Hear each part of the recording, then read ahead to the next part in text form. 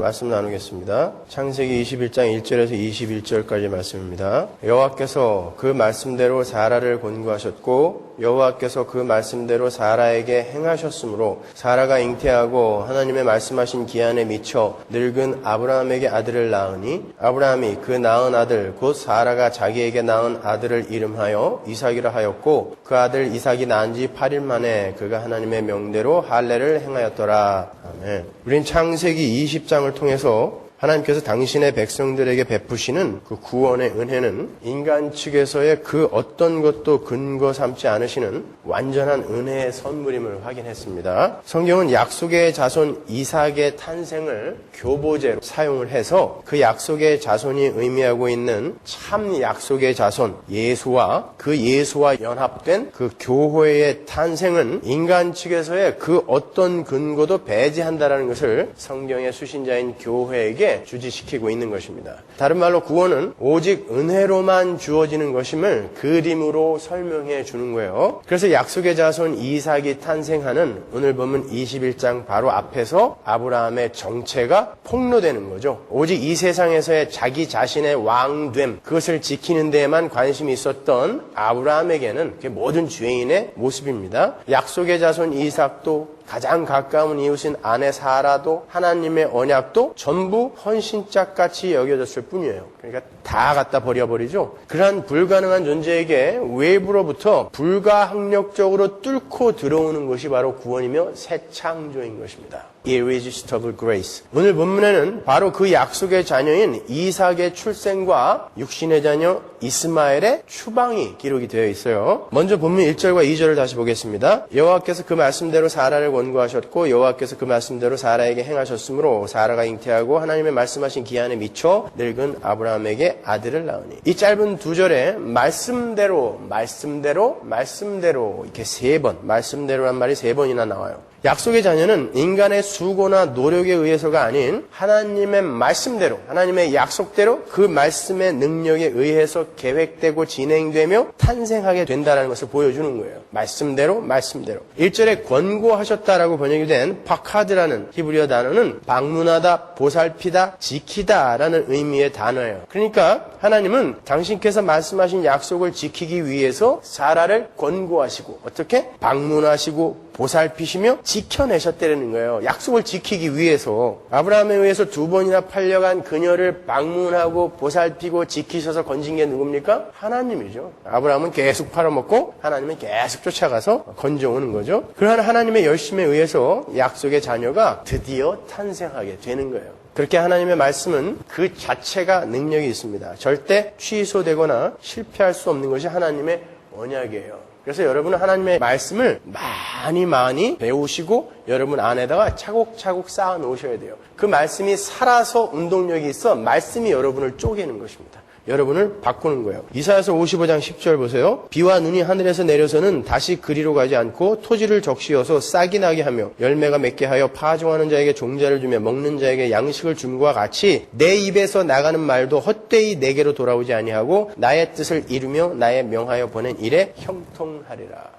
비와 눈이 내려서 토지를 적셔 열매를 맺는 것이 변할 수 없는 자연의 법칙이죠. 그렇게 하나님의 말씀은 그 자연의 법칙처럼 반드시 성취되고야 만다라는 것을 이사야가 응변하고 있는 거예요. 2절을 보시면 그 말씀의 성취에는 기한도 있어요. 때가 있습니다. 2절에서 기한이라고 번역이 된 히브리어 모에드는 특별하게 정해진 시간을 가리키는 거예요. 특별하게 정해진 시간. 하나님은 아브라함에게 거듭 반복하여 언약의 후손에 대해서 약속하시고 말씀하셨죠. 그죠? 12장 7절, 15장 4절, 17장 6절, 18장 10절 계속 반복하여 말씀하셨어요. 그런데 그 약속의 성취의 때가 정해져 있었던 거예요. 왜 25년 동안 기다리게 하셨는가? 때가 있었기 때문에 그래요. 따라서 하나님의 약속을 받은 우리 성도는 기다릴 줄 아는 지혜와 인내가 필요한 것입니다. 하박국 2장 3절 보세요. 이 묵시는 정한 때가 있나니 그 종말이 속히 이르겠고 결코 거짓되지 아니하리라. 비록 더딜지라도 기다리라. 지체되지 않고 정령 응하리라. 심판이 있다. 종말이 온다. 오긴 뭐가 와? 베드로서에서 사람들이 기롱하며 조롱하죠. 그러나 하나님의 말씀은 반드시 이루어집니다.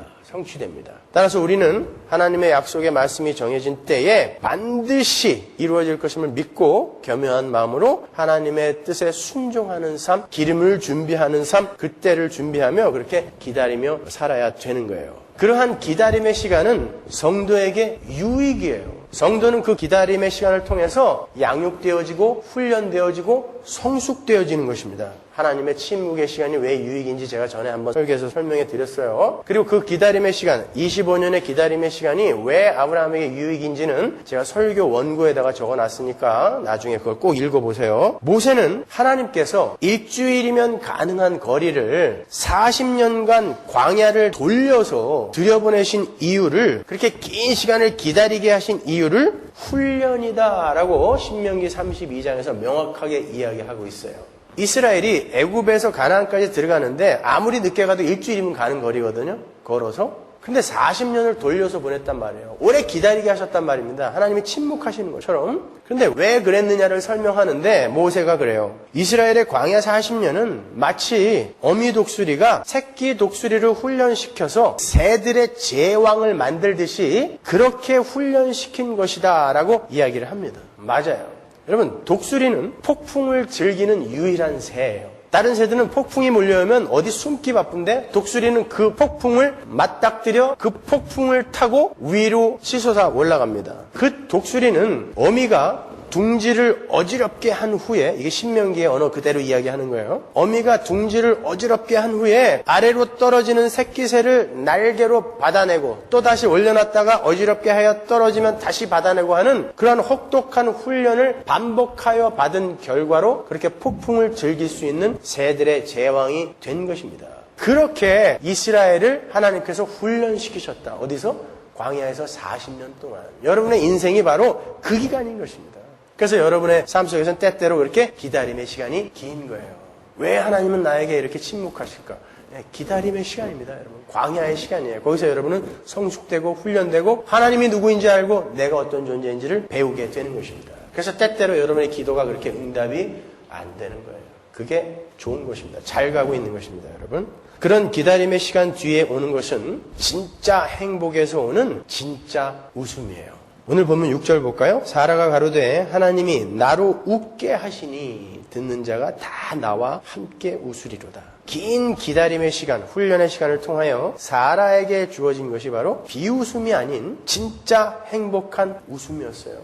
25년 기다렸잖아요. 죄는 사망을 낳지만 기다림의 신앙은 웃음을 낳아요. 행복을 낳습니다. 진짜 만족을 낳아요. 그래서 성도에게는 기다림의 시간이 필연적으로 주어지게 되는 거예요. 그 속에서 신앙을 공고히 하는 것입니다. 여러분은 이 땅에서 신앙인의 목적을 내가 원하는 것을 얻어내는 것으로 생각하시면 안 돼요. 그러면 여러분은 계속해서 실망하시고 계속해서 힘들 거예요. 성도의 이 땅에서의 유일한 목적은 내가 하나님의 자녀다운 자로 성숙되어져 가는 것입니다.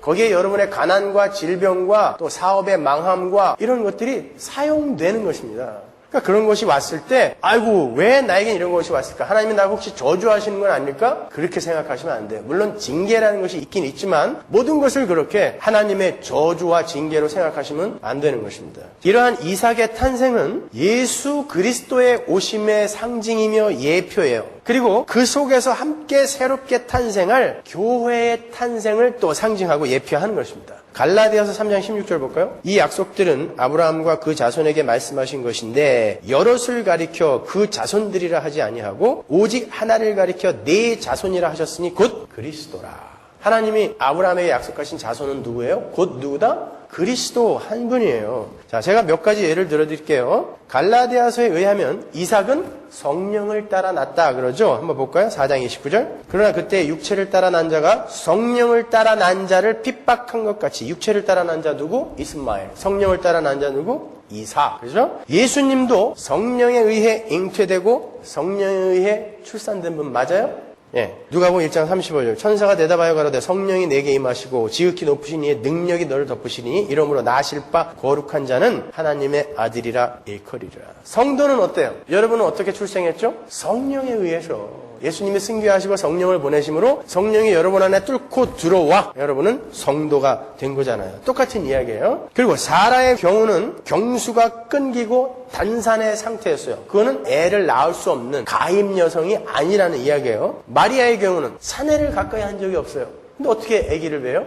둘 다 불가능한 지경에서 아이를 가졌어요. 그렇죠? 우리는 어때요? 혼돈과 공허의 상태, 어두움의 상태, 죄와 허물로 죽었던 상태에서 그냥 살려내신 거예요. 혼돈과 공허. 창세기에 나오는 혼돈과 공허가 뭐야? 혼돈은 formless. NIV에 나오죠? 공허는 empty. formless. form도 없고 content. 내용도 없으면 뭐예요? 없는 거죠. 거기에서 이 우주가 창조된 것처럼 바로 하나님의 백성들이 그 혼돈과 공허, formless, empty의 상태에서 이렇게 탄생된 거예요. 오직 불가능한 상태에서 이렇게 탄생된 거죠. 그 이야기를 하려고 이렇게 그림으로 쭉 보여주고 있는 거예요. 그 예수 안에서 우리가 이렇게 불가능했던 우리가 탄생되는 그 이야기, 구속사의 이야기를 설명하는 거죠. 그리고 이삭과 예수 둘 다 하나님의 때가 찼을 때 나왔어요. 특별한 그 때가 있었단 말입니다. 그죠? 이삭은 기한에 미쳐 태어났고 주님은 때가 참에 태어났죠. 우리는 마찬가지예요. 특별한 때가 있어요. 우리가 한꺼번에 구원 안 받잖아요. 이 역사 속에서. 그죠? 각자 하나님이 건지시는 때가 있죠. 특별한 때. 그렇게 우리는 구원 받는 거죠.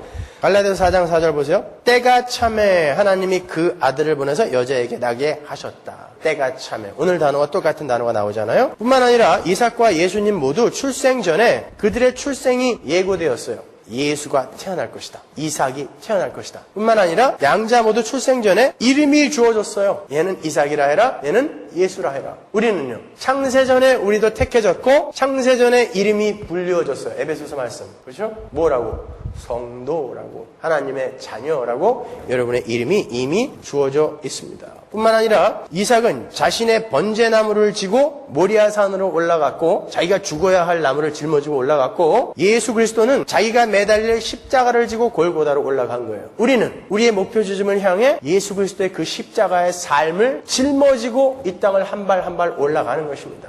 그래서 성도는 십자가를 져야 된다라고 이야기하는 거예요. 죽어야 할 이삭은 어린 양 때문에 살아서 내려왔어요. 주님은 자신이 어린 양이 되셔서 죽으시고 부활하셔서 그 산을 내려오셨죠. 우리는 그 속에서 새롭게 살아나 이렇게 새 사람으로 천국 잔치에 참여하고 있는 거예요. 그 모리아산에서의 이삭의 이야기가 어떤 이야기인지 이제 명쾌하게 이해가 가시죠, 여러분? 여러분의 구원의 이야기예요. 십자가의 이야기인 것입니다. 그러니까 지금 이 이삭의 탄생은 단순히 아기가 없던 늙은 노부부에게 하나님의 능력으로 아기가 생겨난 사건이 아니라 구속사 속에서의 예수 그리스도의 탄생과 그 속에서 함께 연합하여 유니언 크라이스트, 연합하여 출생하게 되는 교회의 탄생에 관한 사건인 거예요. 그 모든 것은 은혜로 말미암는 것임을 보여주는 것이 바로 오늘 본문인 것입니다. 예수 그리스도도 우리의 요구나 노력이나 자격에 의해 오신 게 아니죠. 하나님이 준비하셔서 하나님이 보내신 것입니다, 여러분. 또 우리의 새 창조 또한 우리의 요구나 노력이나 열심에 의해 되어진 것이 아닌 거예요. 우리가 아직 죄인 되었을 때에 하나님이 찾아오신 것입니다. 그 은혜를 우리는 배우고 가면 되는 거예요. 이렇게 성경은 끊임없이 인간의 행위와 하나님의 은혜를 대조하여 인간들의 방식과 열심과 수고와 방법을 기각시켜버리고 오로지 하나님의 은혜만을 부각시키는 거예요. 성경은 계속해서 인간의 가능성을 부정하고 기각시키고 하나님의 은혜를 계속 부각시킨단 말이에요. 드러낸단 말입니다. 그 관점에서 여러분은 성경을 이해하셔야 돼요. 사도 바울이 오늘 본문의 이 이삭의 탄생과 이스마엘의 그 추방 이야기를 이렇게 풀어줘요. 잘 보세요. 갈라디아서 4장 21절. 내게 말하라. 율법 아래 있고자 하는 자들아 율법을 듣지 못하였느냐? 기록된 바 아브라함이 두 아들이 있으니 하나는 계집종에게서 하나는 자유하는 여자에게서 낳다 하였으나 계집종에게서는 육체를 따라 낳고 자유하는 여자에게서는 약속으로 말미암았느니라. 이것은 비유니. 자, 오늘 본문이 비유래요. 그럼 그 내용은 어떤 건지 한번 보자고요. 이 여자들은 두 언약이라. 오늘 설교 제목이 뭐예요? 옛 언약과 새 언약입니다. 두 언약이라. 하나는 시내산으로부터 종을 낳은 자니 곧 하갈이에요. 이 하갈은 아라비아에 있는 시내산으로 율법이 주어진 산이죠. 시내산으로 지금 있는 예루살렘과 같은 데니 예루살렘도 역시 뭐예요? 성전이 있는 곳이니까 율법, 인간의 행위를 근거하는 곳이란 말입니다. 저가 그 자녀들로 더불어 종노릇하고 율법은 종노릇하는 거예요. 오직 위에 있는 예루살렘은 자유자니 곧 우리 어머니라. 기록된 바 잉태치 못한 자여 즐거워하라. 구로치 못한 자여 소리질러 외치라. 구로라는 것은 애 낳을 때 고통스럽게 외치는 비명이에요. 구로치 못한 자여 소리질러 외치라. 이는 홀로 사는 자의 자녀가 남편 있는 자의 자녀보다 많음이라 하였으니. 이건 불가능한 얘기잖아요. 홀로 사는 여자가 어떻게 남편 있는 자의 자녀보다 많이 나아요? 바람 피워서? 그런 얘기 아니죠. 불가능함 속에서의 창조를 이야기하는 것입니다. 형제들아, 너희는 이삭과 같이 약속의 자녀라. 그러나 그때 육체를 따라 난 자가 성령을 따라 난 자를 핍박한 것 같이, 오늘 본문에 나오죠. 이스마엘이 이삭을 핍박한단 말입니다. 그렇게 핍박한 것 같이 이제도 그러하도다. 여러분은 이 땅에서 이삭처럼, 이스마엘에게 당하는 이삭처럼 그렇게 핍박당하게 된다는 거예요. 누구에게? 세상에게. 그러나 성경이 무엇을 말하느냐? 계집종과 그 아들을 내어 쫓으라. 그러나 나중에 결국은 그렇게 우리를 핍박하고 누르던 이 세상이, 힘의 원리를 자기들의 삶의 원리로 삼아 사는 그 세상이 쫓겨나게 된다는 거예요. 그게 결국인 것입니다. 계집종의 아들이 자유하는 여자의 아들로 더불어 유업을 얻지 못하리라 하였느니라. 그런즉 형제들아, 우리는 계집종의 자녀가 아니요 자유하는 여자의 자녀니라. 그러니까 뭐 하라는 거예요? 고난을 잘 감수하고 은혜로 들어가라는 거예요. 너희들의 힘으로 세상의 힘을 쌓아 행복에 도달하려 하는 그 모든 시도 다 중단하고 은혜로 돌아서서 하나님의 은혜, 그 예수 그리스도에게 순종하는 그 삶만이 진짜 행복이라는 거, 그거 배워라 라고 이야기하는 것입니다.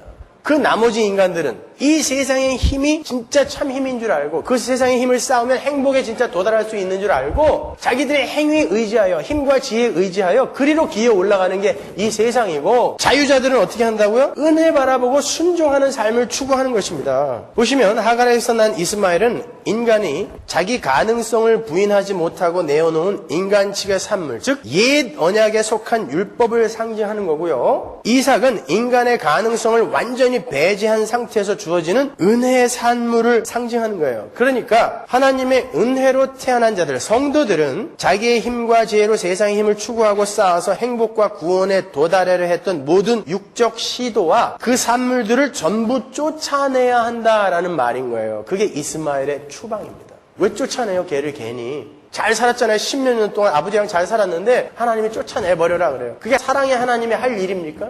첩의 자식이라고 막 그렇게 쫓아내도 돼요? 아니요. 교회에게 뭔가 설명해주고 싶으셔서 쫓아내라 하는 것입니다.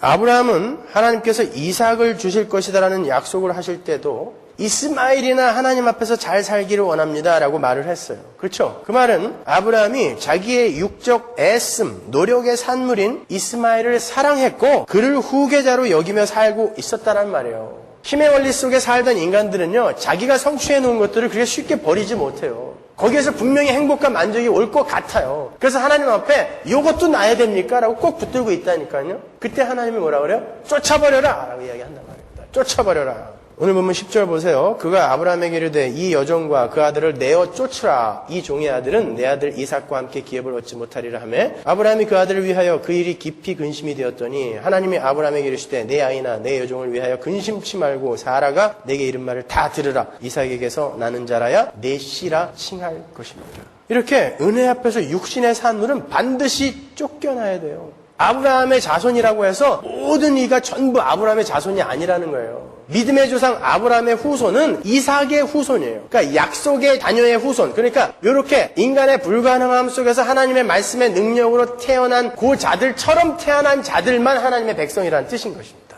그러니까 이스마엘은 당연히 쫓아내야죠. 우리 성도는 오로지 하나님의 은혜만을 붙들고 그분께 순종하는 것에서만 행복을 얻을 수 있어요. 참 행복을. 그러니까 세상의 힘을 전부 쥐고 있는 재벌 회장이나 재벌 회장 딸내미나 또 인기 스타들이 목매달아 죽고 투신자살해서 죽는 것입니다.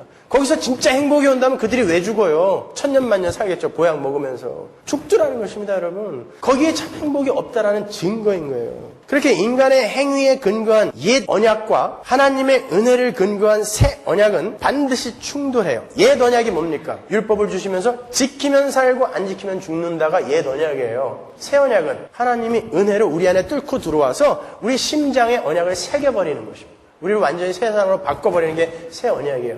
그러니까 옛 언약은 지켜서 우리에게 구원받으라고 준 게 아니에요. 지키면 살고 안 지키면 죽는다라는 것은 너희들은 못 지킨다라는 것을 우리에게 깨닫게 해주기 위해 옛 언약이 온 거고, 새 언약은 그래서 내가 은혜로 너희를 구원할 수밖에 없어. 너희들의 참 행복은 나로부터밖에 올 수 없다라는 것을 배우라고 옛 언약이 주어진 거라 말입니다.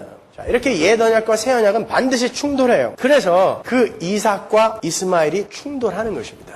아브라함에게 있어서 약속의 자손인 이삭이 태어나기 전에는 육신의 자녀 이스마엘과의 삶에 별다른 충돌이 없었어요. 그런데 약속의 자손이 태어나자마자 충돌이 생기는 거예요. 중요한 건 이삭은 이제 갓 젖을 뗀 어린아이의 모습이에요. 그렇죠? 젖될 때 큰 대연을, 큰 잔치를 베풀었단 말입니다. 근데 그때에 이스마엘이 지금 이삭을 괴롭히고 있단 말이에요. 왜 굳이 그런 표현을 해놨을까요? 이삭은 하나님의 백성들은 이 땅에서 갓 젖을 뗀 어린아이의 모습, 이삭처럼 살게 되는 것이고, 육신의 자녀 이스마엘은 이미 사춘기 소년이었죠. 히브리 사람들, 히브리 아기들은 3살에서 5살 사이에 젖을 뗐거든요. 그러니까 이때 이스마엘은 이미 18살이 된 거예요. 세상은 그렇게 우리를 밟고 우리와 충돌하는 세상은 그렇게 사춘기 소년의 모습이란 말입니다. 여러분은 이 땅에서 바로 그렇게 사는 거예요. 사춘기 소년한테 맨날 두들겨 맞는 모습으로.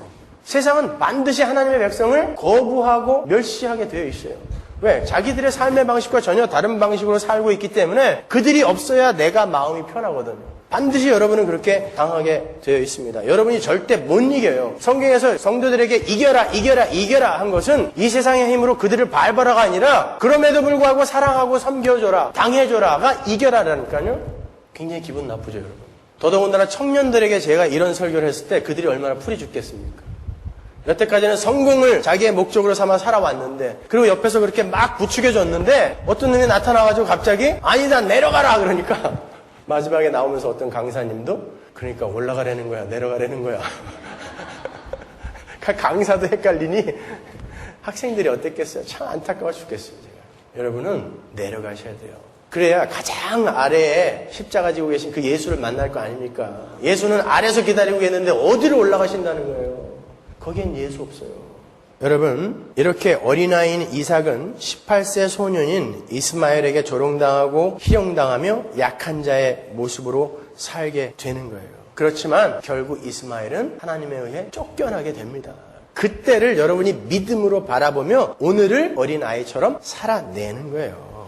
이게 바로 역사 속을 살아가는 성도와 죄인들의 그 현실의 모습이고 또한 구속사의 결론인 것입니다. 이렇게 하나님의 언약이 이 땅에서 성취되어 나타날 때 그 모습은 어린아이 같은 모습으로 나타나요. 자, 어린아이로 오셨던 이사야가 말하는 예수님의 모습을 한번 되새겨볼까요? 그는 주 앞에서 자라나기를 연한 순 같고 마른 땅에서 나온 줄기 같아서 고운 모양도 없고 못생겼다는 얘기예요. 풍채도 없고 우리의 보기에 흠모할 만한 아름다운 곳이 없도다. 아무것도 없었어요. 외모도. 그는 멸시를 받아서 사람에게 실어 버림받았으며 간고를 많이 겪었으며 이건 질병을 많이 앓았다는 거예요. 하나님의 아들도 이 땅에 와서 많은 병을 앓다가 갔어요. 근데 누가 예수 믿으면 병 앓으면 안 된다 그래요? 누가 예수 믿으면 병이 다 나야 된다 그럽니까? 사기입니다, 여러분. 예수님도 병 걸려서 그 병으로 많이 고생하다 가셨다니까요. 질고를 아는 자라 마치 사람들에게 얼굴을 가리우고 보지 않음을 받는 자 같아서 멸시를 당하였고 그냥 못생겨서 보지도 않았어요, 사람이.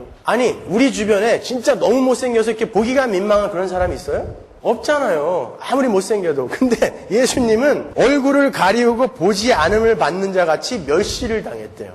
성화에 예수님 파란 눈에다가 백인처럼 그려놓은 거는 다 거짓말이에요, 여러분. 예수님은 오사마 빈 라딘 같이 생겼다니까요.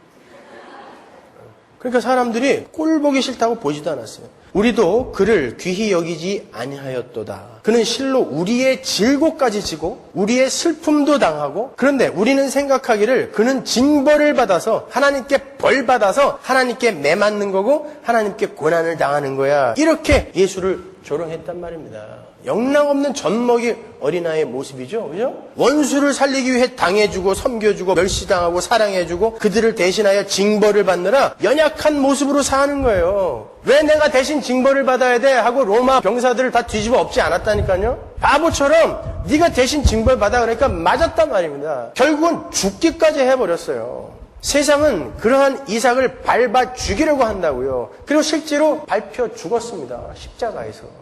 여러분 생각해 보세요. 예수님이 진짜 로마의 황제로 오고 대단한 권세를 가진 장군으로 왔다면 그들이 예수님 죽였겠습니까? 약해서 죽인 거예요. 바로 우리가 그 자리로 가야 된단 말입니다, 여러분. 그러나 그게 승리였잖아요. 그 십자가에서 죽으신 그 죽음으로 말미암아 하나님의 백성이 탄생한 거 아닙니까? 바로 그 원리대로 여러분의 십자가 지는 삶을 통해 하나님을 알지 못한 하나님의 백성들이 하나님께 돌아오는 것입니다. 그게 하나님 나라의 삶의 원리고 삶의 규범인 거예요. 십자가는 여러분을 구원한, 단순히 여러분을 구원한 하나의 방법이 아니라 그게 하나님 나라의 삶의 규범이에요. 그게 삶의 원리인 것입니다. 이대로 살아라 라고 우리에게 십자가를 보여준 것입니다, 여러분. 약속의 자녀인 성도는 이 땅에서 어린아이처럼 약한 모습으로 예수님처럼 십자가를 지는 모습으로 살아가게 되어 있어요. 자신의 힘을 자랑하며 거들먹거리는 이 세상은 그렇게 당해주면서도 사랑해주고 용서해주고 참아주는 우리를 조롱하며 바보라고 약한 자라고 놀리는 거예요. 그러나 그리스도인은 바로 그 약함으로 승리를 쟁취해야 하는 그 역설을 이해하고 그 역설을 몸으로 살아내야 하는 사람들인 것입니다. 시편 8편 2절 보세요. 주의 대적을 인하여 어린아이와 젖먹이의 입으로 말미암아 권능을 세우시며 이는 원수와 보수자로 잠잠케 하려 하십니다. 아니 원수와 보수자들을 잠잠케 하려면 골리앗 같은 장군들을 들어서 쓰지 왜 젖먹이와 어린아이의 입을 들어서 쓰십니까? 취미도 참 이상하셔. 이왕이면 장군들, 유명한 사람, 큰 사람들 들어서 쓰지 왜 어린아이와 젖먹이를 들어서 싸우시냔 말이에요, 하나님이. 여러분, 하나님 나라는 민주주의 공화국이 아닙니다. 킹덤 컴, 다이 킹덤 컴에서 그 하나님의 나라 바실레이아는 킹덤이에요, 왕국. 민주주의 공화국 아니에요. 다수결로 움직이는 나라가 아니라 왕이 혼자 결정하고 혼자 끌어가는 나라가 왕국입니다. 킹덤. 거기에서는 하나님이 입법, 사법, 행정의 모든 주권을 다 갖고 있어요. 그리고 그분이 능력까지도 혼자 갖고 있단 말입니다. 그래서 그분이 혼자 끌고 가시는 거예요. 백성은 그 온전하시고 전지전능하신 하나님이 끌고 가시는데 온전히 순종하면서 쫓아가면 되는 거예요. 그렇게 편한 데가 어디 있어요? 거기가 하나님 나라입니다. 그분은 온전하고 완전하고 전지전능하신 분이기에 가장 선한 방법으로 우리를 끌고 가세요. 그분의 능력으로 졸졸졸 쫓아가면 되는 거예요. 그래서 그 앞에서 우리는 어린아이 되면 되는 것입니다. 뭐 대단한 업적 쌓아서 하나님 내가 이거 도와드릴게요. 저거 도와드릴게요. 이런 성취했는데요. 이런 업적 내놓았는데요. 그거 하지 말라라는 거예요.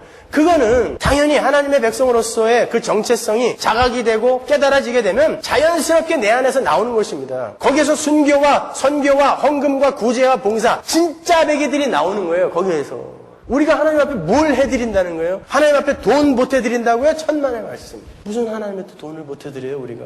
우리는 하나님께 오롯이 순종하는 거 배우고 가면 되는 것입니다, 여러분. 그 천국의 삶을 이 땅에서 사는 것이 성도예요. 그래서 성도는 이 땅에서 어린아이처럼 자신의 약함과 불가능함을 인정하고 하나님의 도우심을 구하는 모습으로 존재케 되는 거예요. 마태복음 18장 3절 보십시오. 가라사대 진실로 너희에게 이르노니 너희가 돌이켜 어린아이들과 같이 되지 아니하면 결단코 천국에 들어가지 못하리라. 그러므로 누구든지 이 어린아이와 같이 자기를 낮추는 그이가 천국에서 큰 자니라.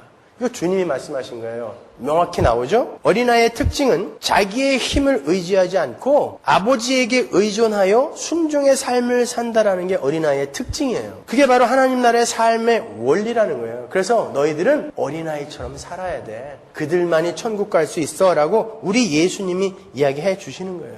우리 이 땅에서 바로 그 천국의 삶을 훈련하고 연습하는 거예요. 그 훈련과 연습의 기간이 여러분의 삶 속에서 기다림으로 하나님의 침묵의 시간으로 그렇게 나타날 수 있는 것입니다.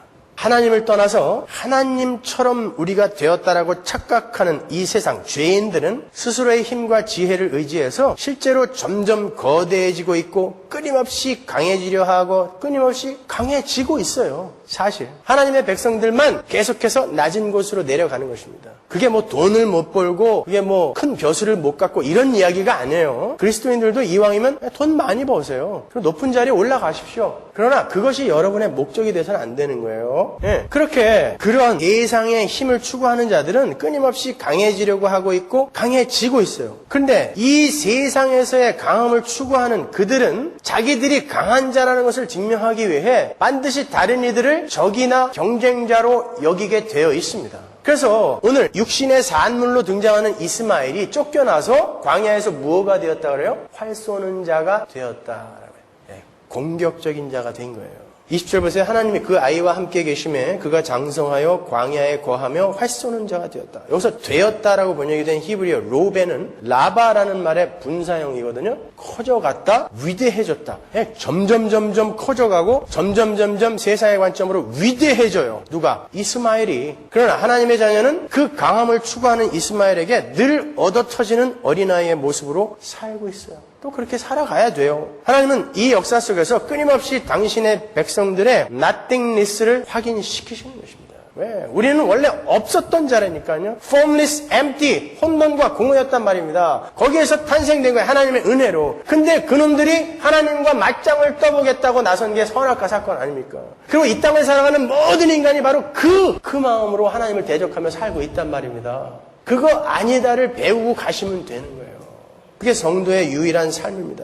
그리고 그 약함 속에서 당신의 능력으로 대적들을 지옥으로 쫓아내심으로 우리 하나님의 강함을 드러내시는 거예요. 고린도후서 12장 9절 볼까요? 내 은혜가 내게 족하도다. 이는 내 능력이 약한 데서 온전하여짐이라. 이러므로 도리어 크게 기뻐함으로 나의 여러 약한 것들에 대하여 자랑하리니 이는 그리스도의 능력으로 내게 머물게 하려 함이로다. 보세요. 사도 바울이 지금 이 앞부분에서 자기의 약함을 전부 나열하죠. 나는 이렇게 열심히 두들겨 맞았고 가는 데마다 배가 어떻게 파손이 되냐. 그리고 수시로 감옥에 갇히고 정말 너무나 많이 두들겨 맞았어. 약함을 쭉 나열해요. 그리고 병까지 걸렸다. 근데 하나님이 3번 기도했는데 3번은 완전수. 응답 받을 때까지 기도했다는 거예요. 열심히. 그렇게 열심히 기도했는데 하나님이 안 들어주시고 뭐라고 그랬냐면 내 은혜가 네게 족하다 그랬대요. 그러면서 네가 약할 때에 바로 내 능력이 강해짐으로 완전한 내 능력이 완전하게 나타남으로 너는 약함을 자랑하라. 그래서 사도 바울이 뭐래요? 나는 이 약한 것들을 자랑한다라고 이야기하는 거예요. 성도는 우리의 강함과 우리의 높음을 자랑하여 하나님 일을 하는 게 아니라 우리의 약함을 하나님 앞에 내어놓고 하나님이 거기서 일을 하게 만드시는 거예요. 왜? 그분이 어차피 일하실 거니까. 그분이 왕이니까. 그분이 킹덤의 주인이니까. 그러니까 많이 가진 이도 거기에서 교만 떨지 않고 하나님 모든 게 하나님의 은혜입니다. 높은 자리에 올라가서도 하나님 이게 하나님의 은혜입니다. 해야 되는 거예요. 여러분 정말 높은 자리에 올라가고 많이 가진 이들에 의해서 하나님 나라가 확장이 되던가요? 장로가 대통령이 됐는데 왜 기독교는 점점 더 개독교가 되어가고 있습니까? 한국에서? 예수 잘 믿으면 장로 되고 예수를 잘 믿으면 대통령도 시켜주는구나. 이런 인식이 퍼져나가 교회가 발디딜 틈 없이 성도들로 북적거려야 되는데 점점 떠나가고 있단 말입니다. 그게 맞는 논리입니까? 아니란 말이에요. 여러분 하나님의 나라는 힘의 원리에 의해서 인간의 성공과 능력에 의해서 절대 한 발짝도 움직여지지 않아요. 하나님 혼자 가시는 것입니다. 거기에서 우리의 약함과 무능력함을 그냥 내어놓는 거예요. 그냥 폭로당하는 것입니다. 10절 볼까요? 그러므로 내가 그리스도를 위하여 약한 것들과 능욕과 궁핍과 핍박과 곤란을 기뻐하노니 이는 내가 약할 그때에 곧 강함이라. 능욕과 궁핍과 핍박과 곤란을 없애주세요가 아니라 그것을 기뻐하노니라니까요. 왜? 내가 약할 때 그때 곧 강한 예수가 드러나기에 나는 그것을 기뻐하는 것입니다. 망했을 때 기뻐하십시오. 병 걸리셨습니까? 기뻐하십시오. 그때 하나님께서 그 삶 속에서도 어떻게 일을 하시는가를 세상에 만천하에 보여주세요. 그래야 내 힘이 아닌 하나님이 하셨다를 세상에 보여주는 게 성도의 올바른 삶인 것입니다. 하나님은 우리의 힘과 지혜를 필요로 하시는 분이 아니에요. 하나님은 홀로 완전하신 분입니다. 온전하신 분입니다. 근데 인간이 자꾸 하나님의 자리로 치고 올라와서 하나님과 좌우를 겨루려 하고 있는 거예요. 하나님은 역사 속에서 인간의 불가능함을 체험케 하시고 그들이 힘이라고 합의하여 대대로 쌓고 추앙한 것이 얼마나 보잘것없는 것인지를 때가 참에 보기 좋게 허물어 버리실 거예요. 싹 쓸어 버리실 것입니다. 쫓아내어 버리실 거예요. 여러분 학문 중에 미래학이라는 것이 있습니다. 현재 상태의 과학기술의 수준과 발전 속도를 고려해서 2010년에는 이런 것들이 가능할 것이다. 2020년에는 2030년에는 어떤 것이 발명되고 어떤 것들이 가능하게 될 것이다라고 추측하는 학문이에요. 많은 공상과학 영화가 바로 이 미래학을 근거로 만드는 것입니다. 나름의 과학적 근거와 기준 통계를 기초로 했기 때문에 그들이 예상한 사건의 실현 가능성은 매우 높아요. 그리고 실제로 실현된 것들이 굉장히 많이 있습니다. 예컨대 화상전화, 불과 몇 년 전에 그것은 꿈과 같은 미래학자들의 예견이었을 뿐인데 이루어졌습니다. 홈 네트워크 서비스, 각종 로봇, 인공장기 다 나왔어요. 얼마 전 TV 보니까 일본에는 로봇가요, 가정부 로봇가 계란도 까고요, 젓가락도 집어요, 애기 기저귀도 갈아줘요, 어르신들 목욕도 시켜줘요. 이제 곧 인간보다 더 정교한 손놀림을 할 수 있는 로봇이 나올 것입니다. 공장은 이미 로봇들한테 넘어갔죠. 그렇죠? 자, 모두 미래학자들이 미리 예견한 것들이에요. 모든 미래학자들이 다 그렇지는 않습니다만 대부분 그들의 궁극적인 목표가 뭔지 아십니까? 죽음의 극복입니다. 미국에서는 이미 노화나 죽음을 더 이상 자연현상이라고 생각하지 않아요. 그건 질병으로 생각하고 있어요. 늙는 거 죽는 거를 그냥 자연현상으로 자연스럽게 되는 게 아니라 그냥 질병이다라고 생각하고 그것을 극복하기 위한 다양한 연구가 진행되고 있습니다.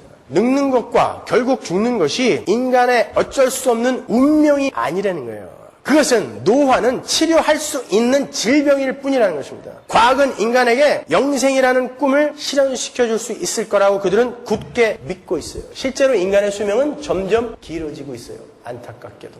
점점 하나님 나라 가기가 힘들어졌습니다. 죽은 듯 싶으면 또 살려놓고 죽은 듯 싶으면 또 살려놓고 혹시 제가 나중에 그런 상태에 빠지면 절대 그러지 마세요.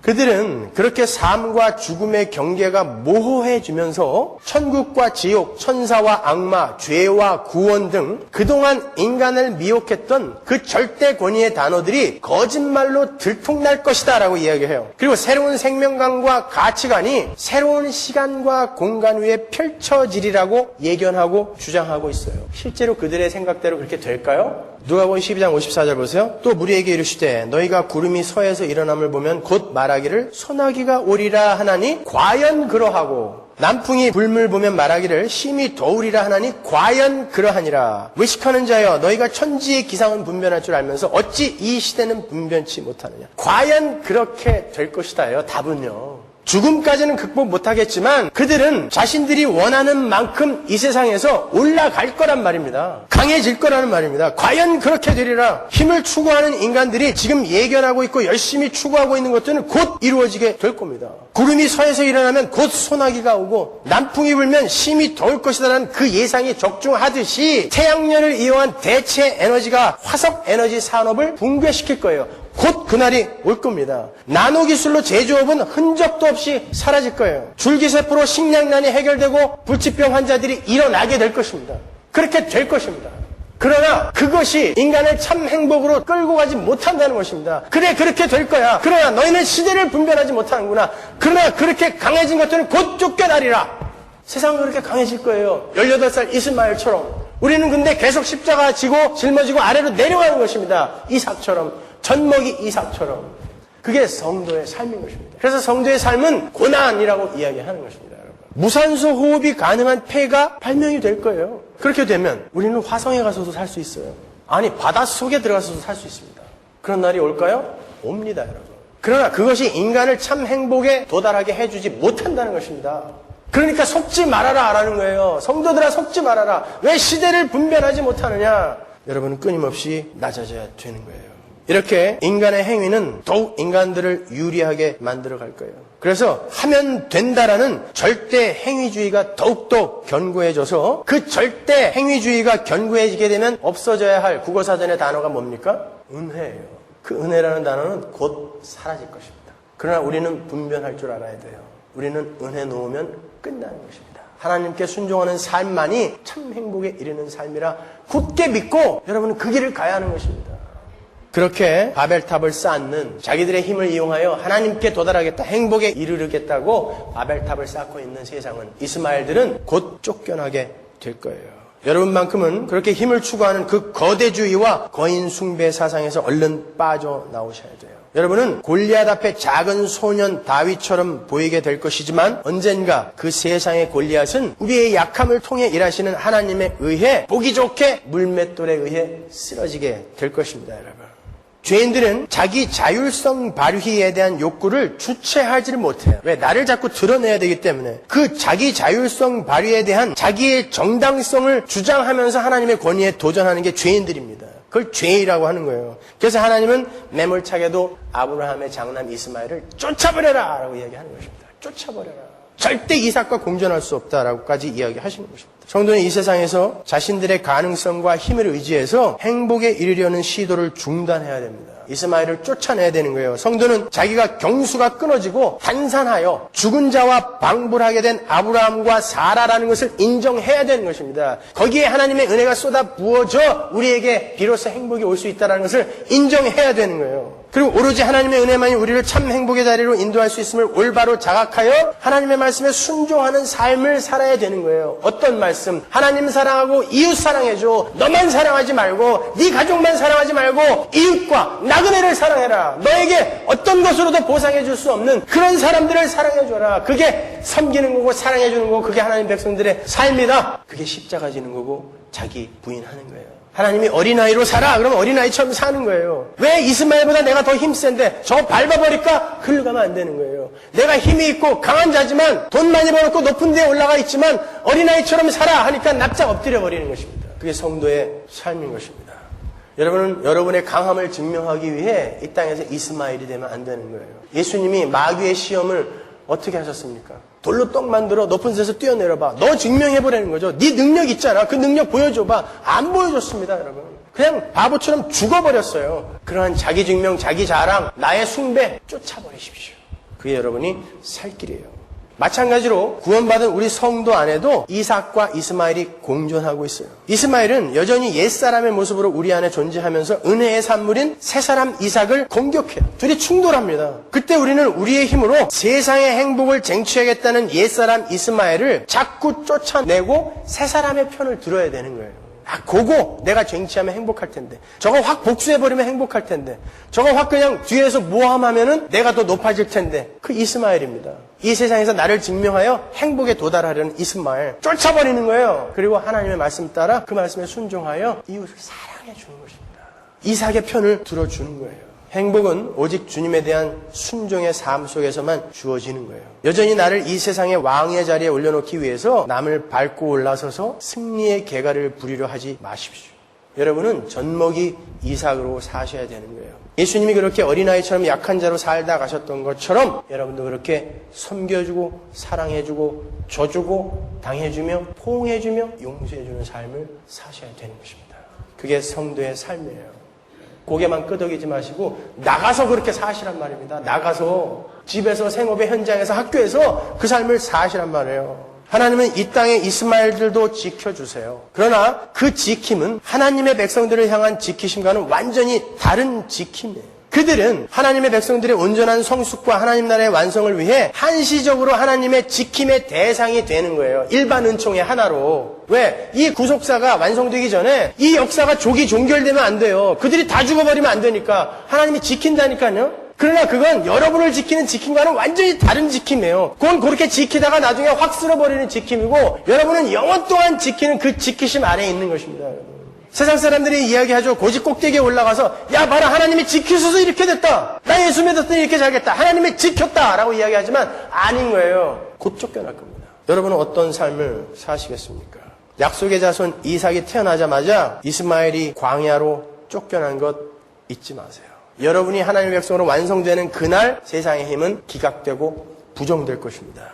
세상의 힘을 쫓아서 떵떵거리면서 이 세상을 살다가 이스마엘처럼 쫓겨나겠습니까? 아니면 어린아이 이삭처럼 약한 모습으로 살지만 하나님의 은혜만을 의지하여 영원한 천국을 기업으로 받으시겠습니까?